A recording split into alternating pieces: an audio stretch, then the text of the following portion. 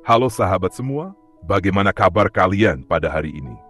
Semoga selalu dalam keadaan baik, penuh semangat, dan terus diberikan kesehatan untuk melangkah maju. Hari ini, aku akan membawakan sebuah kisah panjang, sebuah perjalanan hidup yang dituliskan oleh seorang tokoh dunia yang namanya begitu melegenda di bidang pengembangan diri. Ia adalah Stephen Richards Covey. Stephen Covey lahir di sebuah kota bernama Salt Lake City pada tahun 1932. Sejak kecil, ia tumbuh sebagai anak yang penuh rasa ingin tahu, tekun belajar, dan memiliki keyakinan yang kuat bahwa hidup harus dijalani dengan tujuan. Ia menempuh pendidikan tinggi di bidang manajemen bisnis dan kemudian melanjutkan ke jenjang doktoral di bidang pendidikan kepribadian. Bukan hanya seorang akademisi, Covey juga aktif menjadi konsultan, pembicara, sekaligus seorang ayah dari 9 orang anak. Kehidupannya yang begitu padat antara mengajar, menulis, menjadi konsultan, serta mendidik keluarga besar, memberinya sudut pandang yang luas tentang kehidupan. Banyak orang menilai Covey sebagai pribadi yang rendah hati, disiplin, dan konsisten. Ia selalu berusaha menghidupi nilai-nilai yang ia ajarkan. Pada tahun 1989, lahirlah karyanya yang paling terkenal, The 7 Habits of Highly Effective People, atau dalam bahasa Indonesia berarti 7 kebiasaan manusia yang sangat efektif. Tidak ada yang menyangka, buku ini akan menjadi salah satu buku terlaris sepanjang masa di bidang pengembangan diri. Lebih dari 30 juta eksemplar terjual di seluruh dunia, diterjemahkan ke dalam lebih dari 40 bahasa, dan dipakai sebagai panduan hidup oleh para pelajar, para pebisnis, para pemimpin perusahaan besar, bahkan oleh para kepala negara. Apa yang membuat buku ini begitu istimewa? Jawabannya adalah karena Covey tidak hanya berbicara tentang cara cepat untuk sukses atau kiat-kiat praktis yang instan. Ia justru menekankan pada karakter manusia. Menurut Covey, efektivitas sejati hanya bisa lahir jika kita membangun kebiasaan yang benar. Bukan trik, bukan manipulasi, melainkan kebiasaan sehari-hari yang membentuk siapa diri kita sebenarnya. Mari kita masuk lebih dalam ke setiap kebiasaan yang ditulis Covey. Kebiasaan pertama adalah jadilah proaktif. Kebanyakan orang bersikap reaktif. Mereka mudah terbawa suasana, mudah tersulut emosi, dan sering menyalahkan keadaan. Contohnya ketika cuaca buruk datang, orang reaktif akan mengeluh, marah, dan merasa hari mereka hancur. Sebaliknya, orang proaktif memilih untuk menyesuaikan diri, membawa payung, dan tetap menjalani rencana mereka dengan tenang. Covey menekankan bahwa manusia punya kebebasan memilih. Kita tidak bisa mengendalikan semua yang terjadi pada kita, tetapi kita bisa selalu memilih bagaimana kita merespons. Inilah inti dari proaktif. Hidup tidak ditentukan oleh nasib semata, melainkan oleh pilihan-pilihan kecil yang kita buat setiap hari. Kebiasaan kedua adalah mulailah dengan tujuan akhir. Covey sering mengajak pembacanya membayangkan sebuah momen yang pasti akan datang, yaitu hari ketika kita dimakamkan. Bayangkan orang-orang terdekat berbicara tentang kita. Apa yang ingin kita dengar? Apakah kita ingin dikenang sebagai pribadi yang penuh kasih sayang, jujur, atau seseorang yang selalu menolong sesama? Dengan memikirkan tujuan akhir itu, kita bisa menata kehidupan dengan arah yang jelas. Tanpa tujuan, hidup kita seperti kapal yang berlayar di laut lepas tanpa kompas. Kapal itu mungkin terus bergerak, tetapi tidak pernah sampai ke pelabuhan yang seharusnya. Dengan tujuan, setiap keputusan, sekecil apapun, menjadi lebih bermakna.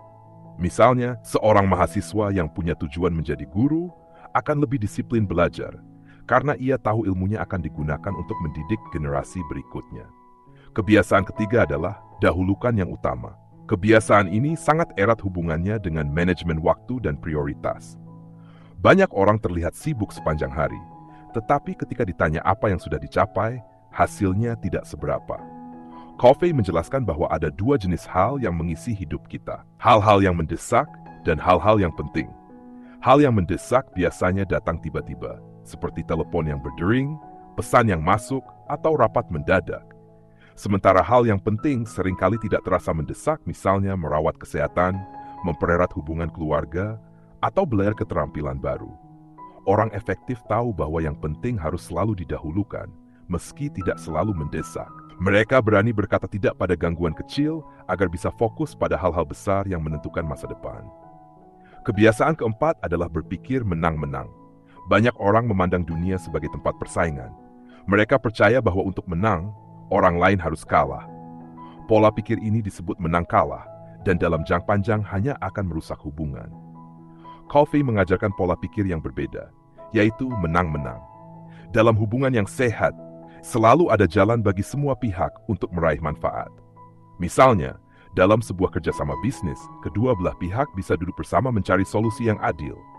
Dengan begitu, tidak ada yang merasa dirugikan, dan kerjasama bisa berlangsung lebih lama dengan penuh kepercayaan. Kebiasaan kelima adalah berusaha memahami dulu, baru dipahami. Komunikasi seringkali gagal karena kita terlalu sibuk ingin didengar, tetapi lupa mendengar.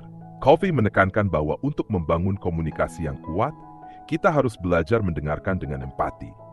Dengarkan tidak hanya kata-katanya, tetapi juga perasaan di balik kata itu. Misalnya, ketika seorang anak bercerita tentang kesulitan di sekolah, orang tua yang bijak tidak langsung menghakimi atau memberi nasihat. Mereka mendengarkan dulu, memahami perasaan anak, baru kemudian memberi arahan. Dengan cara ini, anak merasa dihargai dan lebih terbuka. Kebiasaan keenam adalah bersinergi. Sinergi berarti menggabungkan kekuatan perbedaan untuk menciptakan hasil yang lebih besar. Bayangkan sebuah orkestra musik. Setiap alat musik memiliki suara yang berbeda, tetapi ketika dimainkan bersama, tercipta harmoni yang indah. Begitu pula dengan manusia. Setiap orang punya bakat, pengalaman, dan pandangan yang berbeda. Jika perbedaan ini dihargai, maka ide-ide baru akan lahir, solusi kreatif akan muncul, dan hasilnya jauh lebih besar daripada jika setiap orang bekerja sendirian. Kebiasaan ketujuh adalah mengasah gergaji. Covey bercerita tentang seorang penebang pohon yang sibuk menebang dengan gergaji tumpul. Ketika disarankan untuk berhenti sebentar mengasah gergaji, ia menolak dengan alasan tidak punya waktu. Padahal jika ia berhenti sejenak untuk mengasah gergaji, pekerjaannya akan jauh lebih cepat dan lebih mudah. Begitu juga dengan manusia. Kita harus rutin memperbarui diri dalam 4 dimensi. Pertama, fisik dengan berolahraga, makan sehat, dan cukup tidur. Kedua, mental dengan membaca, belajar, menulis, atau berdiskusi. Ketiga, emosional dengan membangun hubungan yang penuh cinta dan dukungan. Keempat, spiritual dengan merenung, berdoa, atau melakukan kegiatan yang memberi makna dalam hidup. Dengan terus mengasah diri, kita akan tetap segar, kuat, dan siap menghadapi tantangan baru. Sahabat, 7 kebiasaan ini sesungguhnya adalah perjalanan hidup manusia. Perjalanan dari keadaan ketergantungan, di mana kita selalu bergantung pada orang lain. Lalu naik ke tahap kemandirian, di mana kita mampu berdiri di atas kaki sendiri. Dan akhirnya, sampai pada tahap saling ketergantungan yang sehat, yaitu kemampuan bekerja sama dengan orang lain untuk mencapai tujuan yang lebih besar. Inilah warisan abadi dari Stephen Richards Covey. Bukan hanya sebuah buku, melainkan sebuah filosofi hidup. Ia mengingatkan kita bahwa sukses sejati bukan hanya soal harta atau jabatan, melainkan soal membangun karakter, menciptakan hubungan yang sehat, dan memberi dampak positif bagi dunia. Sekarang pertanyaannya sahabat, kebiasaan manakah yang akan kamu mulai bangun hari ini? Terima kasih telah mendengarkan kisah panjang ini. Semoga bermanfaat, semoga menginspirasi, dan sampai jumpa dalam kisah inspiratif berikutnya.